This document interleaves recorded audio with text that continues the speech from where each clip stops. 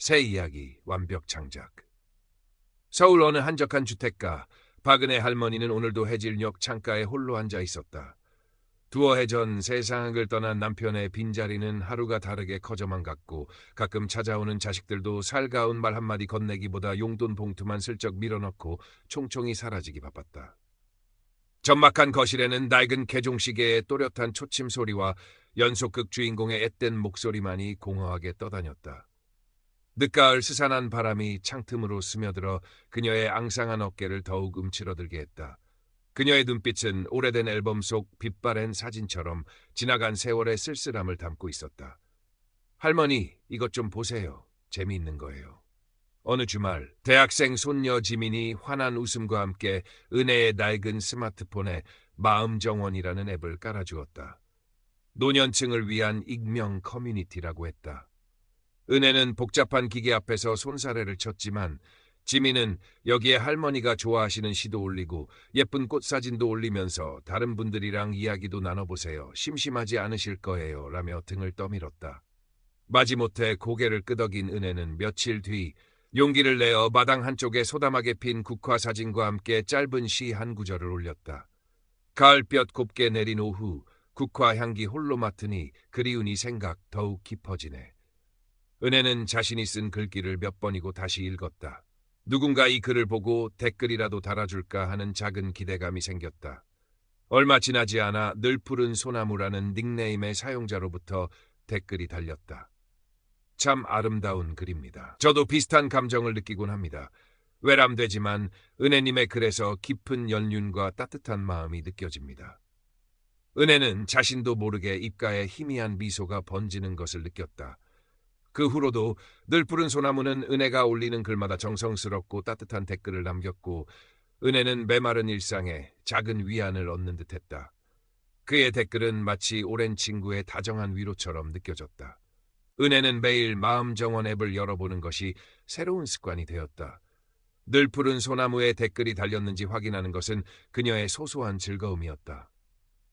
어느덧 낙엽이 모두 떨어지고 첫눈 소식이 들려올 무렵 늘 푸른 소나무로부터 개인 메시지가 도착했다. 은혜님, 혹시 실례가 안 된다면 잠시 대화를 나누고 싶습니다. 은혜의 심장이 가볍게 두근거렸다. 조심스럽게 메시지를 열자 그는 자신을 캐나다에서 의료봉사 중인 60대 초반의 의사 김민준이라고 소개했다. 아내와는 오래전 사별했고 은혜의 글에서 깊은 위로와 동질감을 느껴 용기를 내어 메시지를 보냈다고 했다. 그의 프로필 사진에는 점잖고 인자해 보이는 중년 남성이 온화한 미소를 짓고 있었다. 배경으로는 단풍이 아름다운 캐나다의 어느 병원 정원 풍경이 보였다. 사진 속 그의 눈빛은 따뜻하고 깊어 보였다. 은혜는 왠지 모를 신뢰감을 느꼈다. 그날부터 두 사람의 비밀스러운 대화가 시작되었다. 민주는 매일 아침 저녁으로 은혜에게 안부를 물었고 은혜의 소소한 일상 이야기에도 귀 기울여 주었다. 그는 은혜가 평생 누구에게도 제대로 표현하지 못했던 감정들을 정확히 짚어냈고 따뜻한 말로 어루만져 주었다. 은혜 씨의 글에는 슬픔과 외로움이 배어 있지만 그 속에서도 삶에 대한 깊은 애정과 따뜻한 시선이 느껴집니다. 저와 참 많이 닮으신 것 같아요. 그의 말 한마디 한마디는 마치 마법처럼 은혜에 얼어붙었던 마음을 녹였다. 은혜는 그에게 자신의 속 깊은 이야기를 털어놓기 시작했다. 평생 남편에게서 받지 못했던 정서적 교감, 자식들을 키우며 느꼈던 희생과 보람, 그리고 이제 홀로 남아 느끼는 고독감까지. 민주는 언제나 진심으로 들어주었고 공감해 주었다. 가끔 그는 국제전화로 은혜에게 전화를 걸어왔다. 수화기 너머로 들려오는 그의 다정하고 차분한 목소리는 은혜에게 수십 년 만에 느껴보는 설렘을 안겨주었다. 그는 은혜의 지난 삶의 노고를 위로하고 그녀의 여성성과 지혜를 칭찬하며 잊고 지냈던 자존감을 일깨워 주었다. 당신 같은 분을 이제야 만나다니 하늘이 제게 주신 마지막 선물 같습니다. 은혜 씨의 목소리를 듣고 있으면 마치 봄날의 햇살 아래 앉아있는 것처럼 마음이 평화로워집니다. 은혜는 민준과의 통화를 위해 곱게 화장을 하고 아껴두었던 외출복을 꺼내 입기도 했다. 마치 보이지 않는 그에게 가장 아름다운 모습을 보여주고 싶은 소녀처럼 은혜는 민준과의 관계에 깊이 빠져들었다. 아침에 눈을 뜨면 그의 메시지가 와 있는지부터 확인했고 그와 대화할 생각에 하루 종일 가슴이 뛰었다. 마치 사춘기 소녀처럼 거울 앞에서 옷매무새를 다듬고 그에게 들려줄 재미있는 이야깃거리를 생각하곤 했다. 잊고 지냈던 삶의 활력이 되살아나는 것을 느꼈다. 자식들에게조차 말하지 못할 그녀만의 비밀스러운 기쁨이었다. 어느새 그녀의 스마트폰 배경화면은 민준이 보내준 캐나다의 아름다운 호수 사진으로 바뀌어 있었다. 그녀는 가끔 그 사진을 들여다보며 민준과 함께 호숫가를 거니는 상상을 하곤 했다. 시간이 흐를수록 민준은 은혜에게 더욱 적극적으로 다가왔다. 그는 의료 봉사 기간이 거의 끝나갑니다. 이제 모든 것을 정리하고 한국으로 완전히 돌아가 은혜 씨와 함께 조용하고 아름다운 시골 마을에서 그림 같은 집을 짓고 살고 싶습니다. 아침에는 함께 산책하고 오후에는 따뜻한 차를 마시며 시를 읽고 저녁에는 나란히 앉아 별을 보는 그런 소박하지만 행복한 노년을 함께하고 싶습니다라며 구체적인 미래를 그렸다. 그는 자신이 꿈꾸는 전원주택의 스케치라며 그림 파일을 보내주기도 했고 함께 가고 싶은 국내 여행지에 대해 이야기하며 은혜의 마음을 부풀게 했다.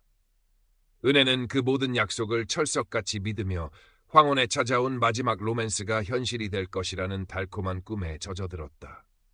그녀는 민준을 자신의 마지막 동반자이자 삶의 의미 그 자체로 여기기 시작했다. 때로는 밤늦도록 그와 메시지를 주고받느라 시간 가는 줄 몰랐고 다음날 아침이면 설레는 마음으로 그의 답장을 기다렸다. 그러던 어느 겨울날 민준으로부터 다급한 목소리의 전화가 걸려왔다. 평소의 차분함과는 달리 그의 목소리는 잔뜩 쉬어 있었고 배경으로는 어수선한 소음이 들려왔다. 은혜 씨, 큰일 났습니다. 제가 활동하는 봉사단의 긴급 구호 물품이 현지 세관에 묶였는데 당장 통관료를 지불하지 않으면 전부 폐기될 위기에 처했습니다. 아이들에게 전달될 약품과 식량인데 제 개인 자금은 잠시 국제 송금이 막혀서 어찌할 바를 모르겠습니다. 정말 염치 없지만 은혜 씨께서 급하게 300만 원만 빌려주실 수 없을까요? 한국에 돌아가자마자 이자까지 쳐서 꼭 갚겠습니다. 은혜는 순간 망설였다. 평생 남에게 아쉬운 소리 한 번 하지 않고 살아온 그녀였다. 하지만 수화기 너머로 들려오는 민준의 절박한 목소리와 굶주릴 아이들의 얼굴이 어른거렸다. 무엇보다 어려움에 처한 그를 돕고 싶었고 그와의 행복한 미래를 지키고 싶었다. 알겠습니다, 민준 씨. 걱정 마세요. 제가 어떻게든 마련해 볼게요.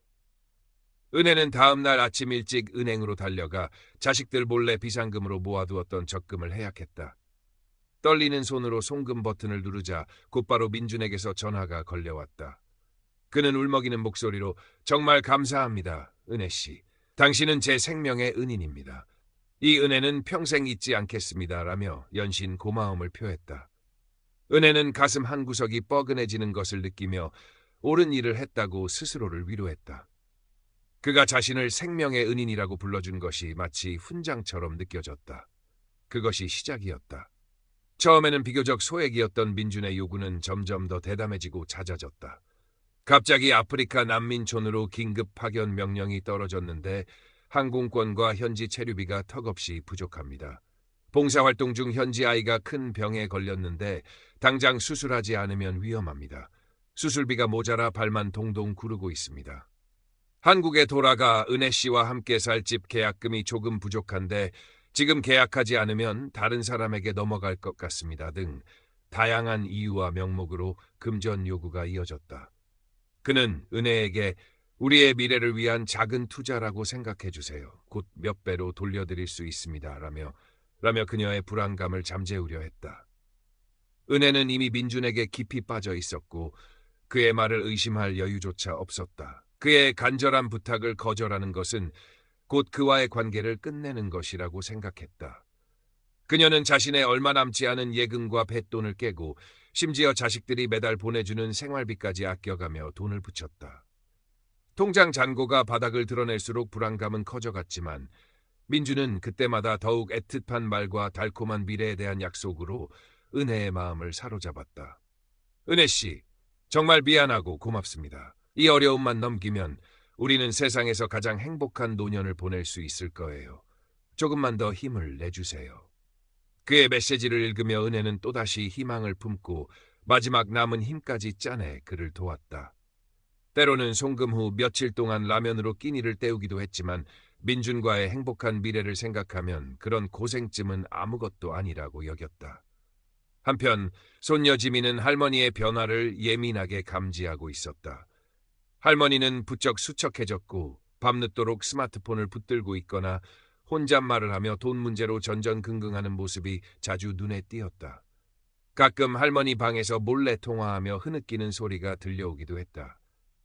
지민은 할머니의 스마트폰 사용 패턴과 은행에 자주 드나드는 모습, 그리고 결정적으로 할머니가 자신에게까지 돈을 빌리려 했던 일을 통해 김민준의 존재와 그와의 수상한 금전 거래를 확신하게 되었다. 할머니의 표정에서는 이전의 온화함 대신 초조함과 불안감이 묻어나왔다. 지민은 몰래 할머니의 스마트폰을 살펴보았다. 그곳에는 민준과 나눈 수많은 메시지와 통화 기록, 그리고 거액의 송금 내역이 고스란히 남아 있었다. 민준의 SNS 프로필을 자세히 살펴본 지민은 그의 사진들이 어딘가 부자연스럽고 전문 모델의 사진 같다는 느낌을 받았다. 친구 목록은 거의 비어 있었고 게시글 대부분이 최근 몇 달 사이에 집중적으로 올라와 있었다.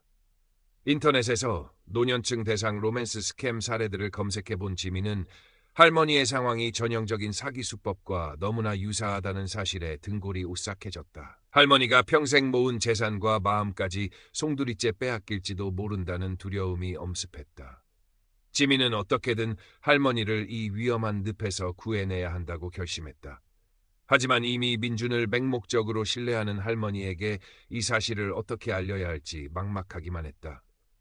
섣불리 말했다가는 할머니가 더 큰 상처를 받거나 자신과의 관계마저 틀어질 수 있다는 생각에 며칠 밤을 고민으로 지새웠다. 어느 날 민준은 은혜에게 드디어 모든 준비가 끝났습니다. 한국으로 돌아갈 수 있게 되었어요. 당신과 함께 살 집에 잔금을 치러야 하는데 딱 5천만 원만 더 있으면 됩니다. 이것만 해결되면 평생 당신 곁을 떠나지 않겠습니다. 우리 이제 정말 행복해질 수 있어요, 은혜 씨. 라며 마지막으로 거액을 요구해왔다.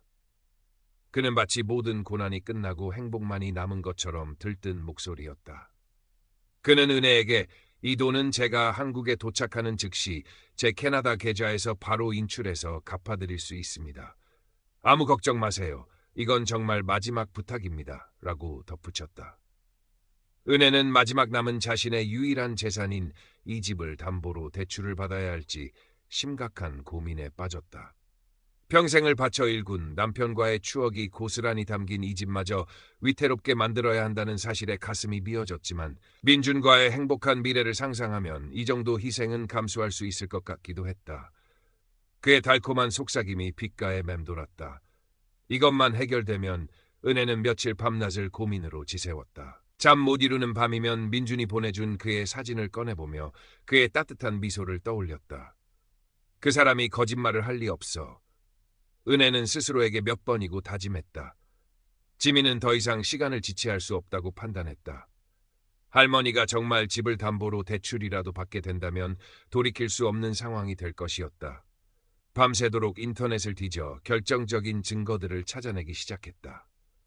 민준이 은혜에게 보냈던 캐나다 의료봉사단 동료들과 함께 찍은 사진을 역 이미지 검색한 결과 그것이 사실은 몇 년 전 방영된 해외 유명 의료 드라마의 한 장면을 교묘하게 잘라낸 것임을 확인했다.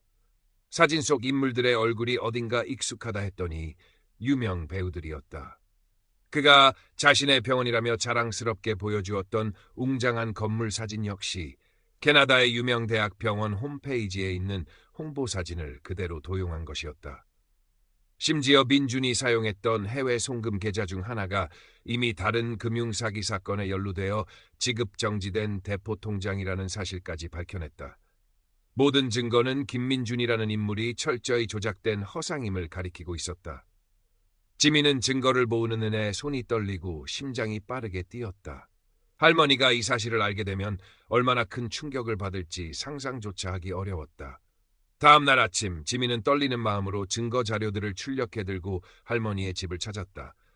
차마 입이 떨어지지 않았지만 더 큰 피해를 막기 위해서는 어쩔 수 없었다. 할머니, 죄송하지만 제가 꼭 보여드릴 게 있어요. 그리고 꼭 드려야 할 말씀이 있어요.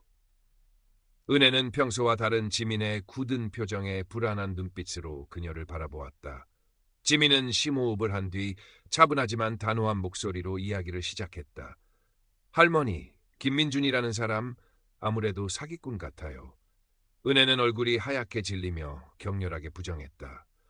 지민아, 네가 뭘 안다고 그런 끔찍한 말을 하니?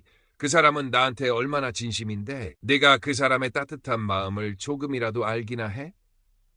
눈물을 글썽이며 소리치는 할머니 앞에서 지민은 가슴이 찢어지는 듯했지만 준비해온 증거들을 하나씩 꺼내 보이며 차근차근 설명했다. 조작된 사진들, 가짜 신상 정보, 의심스러운 송금 계좌. 지민은 할머니가 이해하기 쉽도록 천천히 그리고 또렷하게 말했다. 은혜는 눈앞에 펼쳐진 믿을 수 없는 증거들을 망연자실하게 바라보았다. 자신의 모든 것을 걸고 믿었던 사람, 황혼의 마지막을 함께하자고 약속했던 그 모든 것이 거짓이었을지도 모른다는 끔찍한 진실 앞에서 온몸에 힘이 빠져나가는 듯했다. 하지만 여전히 한 가닥 희망을 놓을 수 없었다. 아니야, 이건 뭔가 잘못된 거야. 민준 씨는 그럴 사람이 아니야. 이건 다 오해야. 떨리는 손으로 스마트폰을 집어든 은혜는 마지막으로 민준에게 전화를 걸었다. 신호음이 몇 번 울린 뒤 익숙하지만 어딘가 낯설게 느껴지는 그의 목소리가 들려왔다. 그의 목소리는 평소처럼 다정했지만 어딘지 모르게 기계적인 느낌이 들었다. 여보세요, 은혜 씨? 민준 씨, 이게 다 무슨 말이에요? 인터넷에 떠도는 이 사진들, 당신 병원 사진이라던 거 다 뭐예요? 당신 정말 누구세요? 은혜의 떨리는 목소리가 채 끝나기도 전에 수화기 너머에서는 짧은 침묵이 흘렀다. 그리고 이내 싸늘하고 냉정한 목소리가 들려왔다. 이전의 다정함은 온데간데 없었다. 무슨 말씀을 하시는 건지 도통 모르겠군요. 더 이상 드릴 말씀 없습니다. 뚝. 전화는 일방적으로 끊겼다. 다시 걸어보았지만 이미 전원이 꺼져 있다는 안내 음성만 흘러나왔다. 그의 SNS 계정은 흔적도 없이 사라져 있었다. 은혜는 스마트폰을 떨어뜨린 채 그 자리에 주저앉아 오열했다. 아니야, 아닐 거야. 그녀는 믿을 수 없다는 듯 고개를 저었지만 차가운 진실은 이미 그녀의 심장을 후벼 파고 있었다. 지민은 차마 아무 말도 하지 못하고 그저 할머니의 등을 가만히 쓸어내릴 뿐이었다. 창밖에서는 첫눈이 소리 없이 내리고 있었다. 하얗게 세상을 덮는 눈송이들이 마치 은혜의 무너져 내린 꿈과 희망을 차갑게 감싸는 듯했다. 그토록 아름답게 느껴졌던 민준의 모든 것이 한순간에 신기루처럼 사라져버린 것이었다. 모든 것이 물거품처럼 사라지고 평생 모은 돈과 마음의 깊은 상처만 남은 박은혜 할머니. 며칠 동안 식음을 전폐하고 방 안에서 나오지 않으며 깊은 절망감과 자책감에 시달렸다. 내가 어쩌자고 그런 헛된 꿈을 꾸었을까. 내 평생 모은 재산이 자식들 볼 낯이 없다. 밤에는 악몽에 시달렸고 낮에는 멍하니 창밖만 바라보았다. 남편과의 행복했던 시절, 젊은 날의 못다한 아쉬움, 그리고 김민준이 속삭였던 달콤한 말들이 뒤엉켜 그녀를 괴롭혔다. 그녀는 자신이 세상에서 가장 어리석은 늙은이처럼 느껴졌다. 손녀 지민은 그런 할머니 곁을 묵묵히 지켰다. 학교도 결석한 채 할머니 방 앞에서 쪽잠을 자고 입맛 없는 할머니를 위해 손수죽을 쑤어다 바쳤다. 할머니 잘못 아니에요. 그 사람이 나쁜 놈인 거예요. 할머니는 그저 사랑을 믿었던 것뿐이잖아요. 기운 내세요. 네? 지민의 진심 어린 위로와 따뜻한 보살핌에 은혜는 조금씩 마음을 열기 시작했다. 꽁꽁 얼어붙었던 가슴 한구석에서 작은 온기가 느껴지는 듯했다. 지민이는 할머니가 좋아하던 옛날 노래를 틀어주기도 하고 재미있는 이야기를 해주며 할머니의 기분을 풀어주려 했었다. 지민의 도움으로 경찰에 피해 사실을 신고했지만 결과는 절망적이었다. 해외를 기반으로 활동하는 점조직 형태의 로맨스 스캠은 범인 검거도 피해 금액 회수도 사실상 불가능에 가깝다는 무력한 답변만이 돌아왔다. 경찰관은 안타깝다는 표정으로 어머님, 이런 사건이 한두 건이 아닙니다. 앞으로는 모르는 사람에게 절대 돈을 보내시면 안 됩니다. 라고 말할 뿐이었다. 은혜는 마지막 남은 희망마저 꺾이는 것을 느꼈지만 곁에서 손을 꼭 잡아주는 지민 덕분에 간신히 버틸 수 있었다. 몇 달의 시간이 흘렀다. 여전히 마음의 상처는 깊고 밤마다 불쑥불쑥 찾아오는 허탈감에 잠 못 이루기도 했지만 은혜는 이전과는 조금 다른 모습으로 일상을 살아가려 노력했다. 지민이와 함께 장을 보고 서툰 솜씨로나마 지민이가 좋아하는 반찬을 만들기도 했다.